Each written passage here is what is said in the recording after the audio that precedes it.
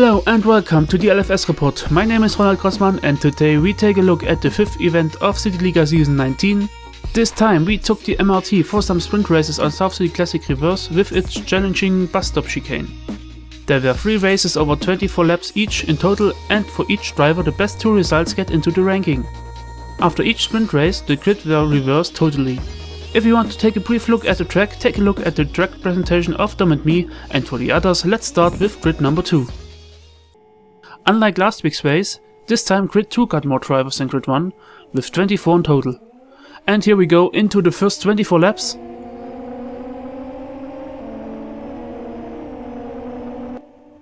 Through the first turn, which has quite some space, but we see already some MRT spinning, which is quite a risky thing since the MRT lacks of a gear for reversing.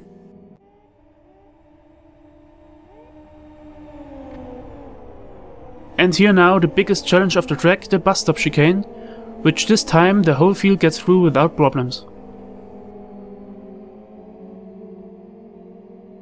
But it was also a good location to profit off your opponent's mistakes, as we see here with PT and 80. PT took over position 2 from 80 out of the chicane into the last turn.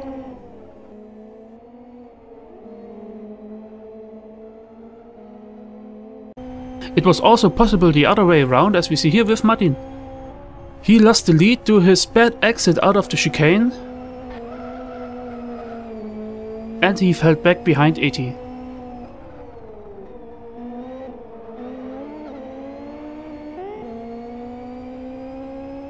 But only a few laps later 80 with a similar mistake, giving back the position to Martin and Celeritas, and he hit the wall so hard he stalled his engine.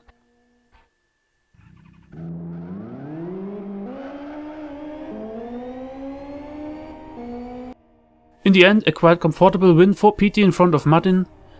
80 got 1 position back from Celeritas, and on 5th Soini, then a big gap to 6th with Amadi, Ixnay, Mikpa, Mati, Nima, CVWS and Gutholz.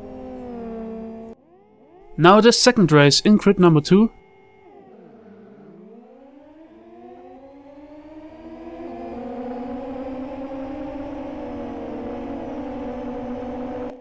There they go, again through turn 1. Everything went fine this time.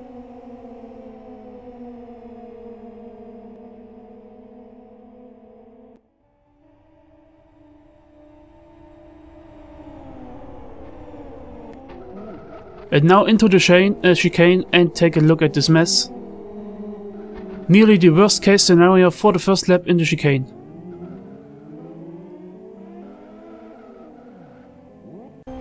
In lap 15, Matti took over the lead from Terga, who nearly took Matti with him in his heavy crash out of the chicane. And also 80 again in trouble. He gets yellow flag in the situation, but he went full speed into the chicane, resulting him in the crash and again stalling his engine. And as we see, as he resumed his race, he caused another collision.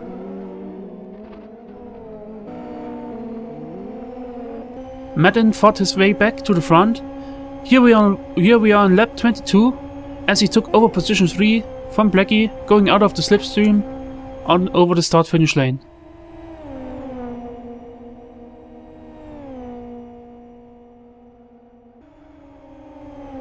And there was also a last second position change between Amadi and Ixnay. Ixnay used the slipstream behind Amadi out of the underpass and had enough momentum to gain another position right before the finish line.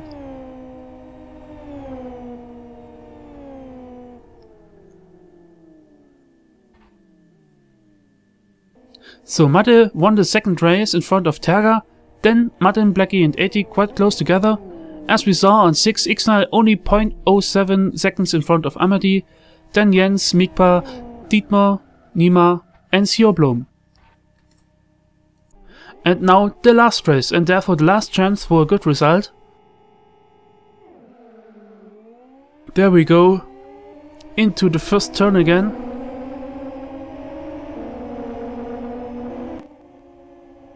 A little bit of contact, but no crash.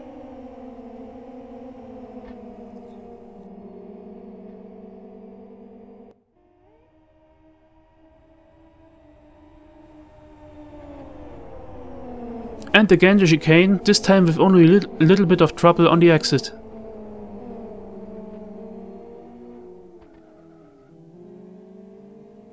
Silent took over the lead and held it till lap 4.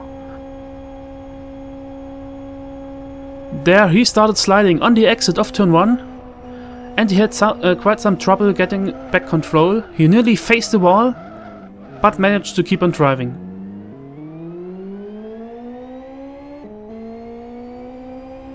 Gutholz took over the lead from Silent, but in lap 8 he made a slight mistake out of the chicane, giving 80 a chance for an attack into the last turn, gaining the lead.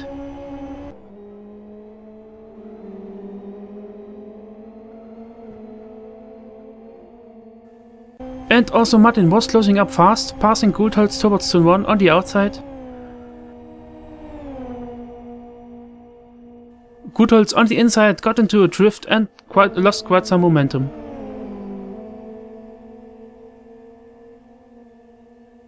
And a few laps before the end, Martin also got a chance for an attack on 80 for the lead. He stayed in the slipstream over the start-finish lane and swept out to the outside for turn 1. As they both turned in, they hit each other, causing 80 to spin inside and unfortunately facing the wall, meaning the end of his race.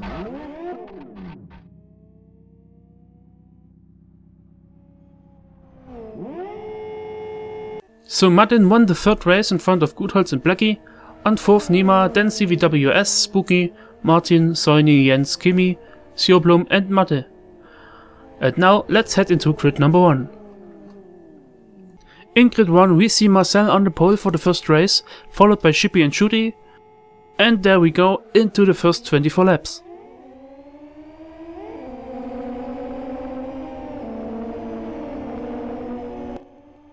Nice and clean through turn 1.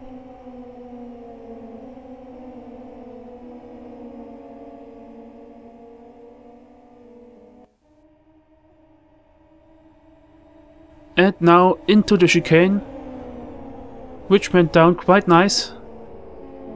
Only one driver with a problem on the exit, but he could return his race quickly. Here we see my attack on Shippy for position 2.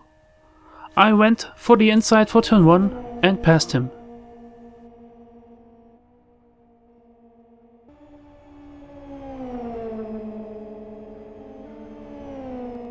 Winkler, who had a bad qualifying, fought his way back to the front. Here his attack on Kapal, sweeping late out of the slipstream for turn 1, but he braked too late and lost a bit of momentum, so Winkler had to defend himself right after the turn to prevent Kapal from a counterattack.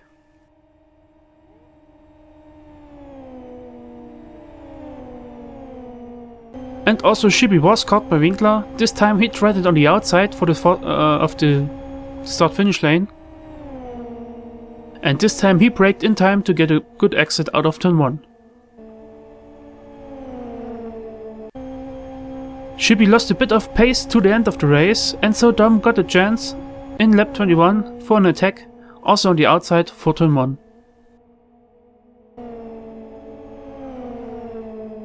Marcel won the first race, followed by me and very close Winkler, then Dom, Shippy, Kapal, Papa X, Kistner and Katila, on 10th Devil, then Cooper and Marty, all very close together. And if you missed Shooty, the second in the driver standings, he was dive bombed by Predator at the end of the first lap and therefore Practical was taken out of the race. And now the second race of grid 1 and therefore the first reverse grid.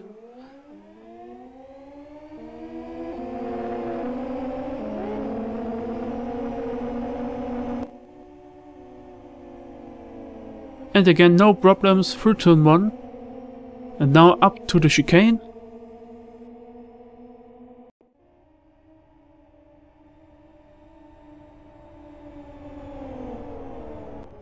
Due to the accordion effect, this time with trouble in the back of the field, leading a number of drivers to rejoin their race. Winkler got a good pace from behind already in lap 10. He attacked Marty for the second place, again on the outside for turn 1.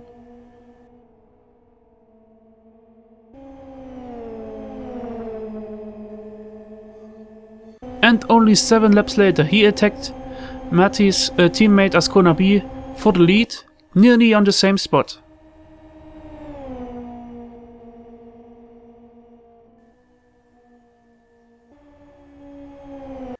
And again a last second position change, this time between Ice and Kapal.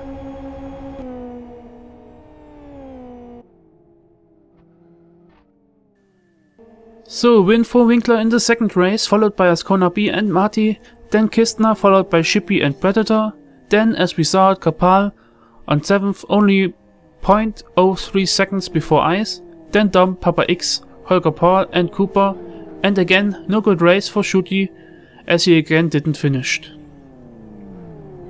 And now the last race. On the right hand side you see a gap which I leave as I was too trigger happy and made an early start and therefore had to start from the pits.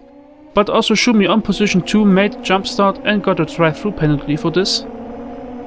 The rest of the field went through turn 1 without any problems.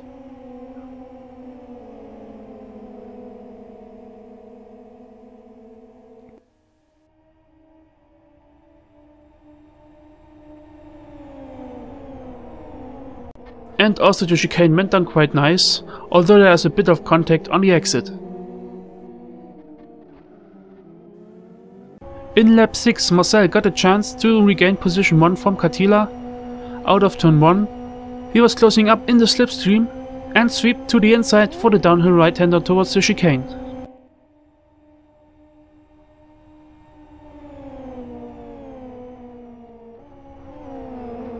And also Dom got his hands on Katila in lap 13. Katila tried to defend himself on the inside towards turn 1. They were going wheel to wheel through the turn 1. But Dom got more momentum on the exit, and so he passed Katila for position 2. And now an unfortunate crash between Devil, Kapal and Holger Paul. Kapal followed Devil without enough caution and hit him in the back before the chicane, causing quite a big mess, especially for Devil.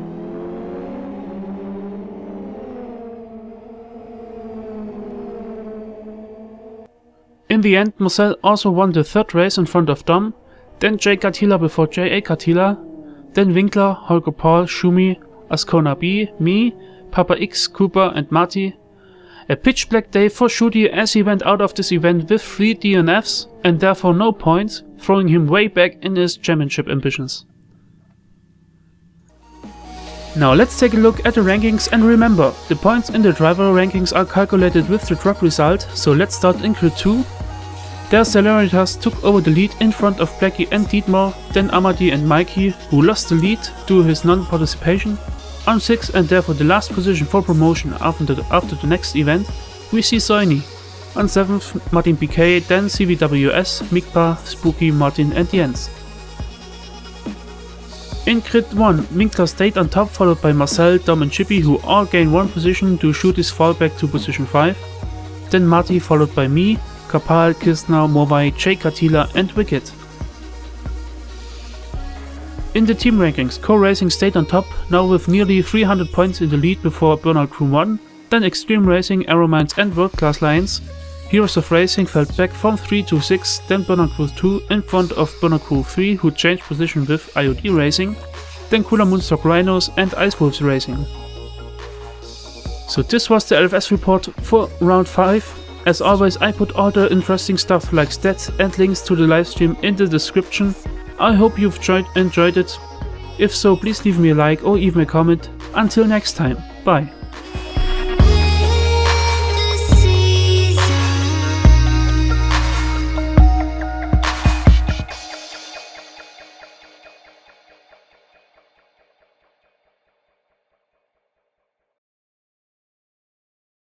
Katila and Katila.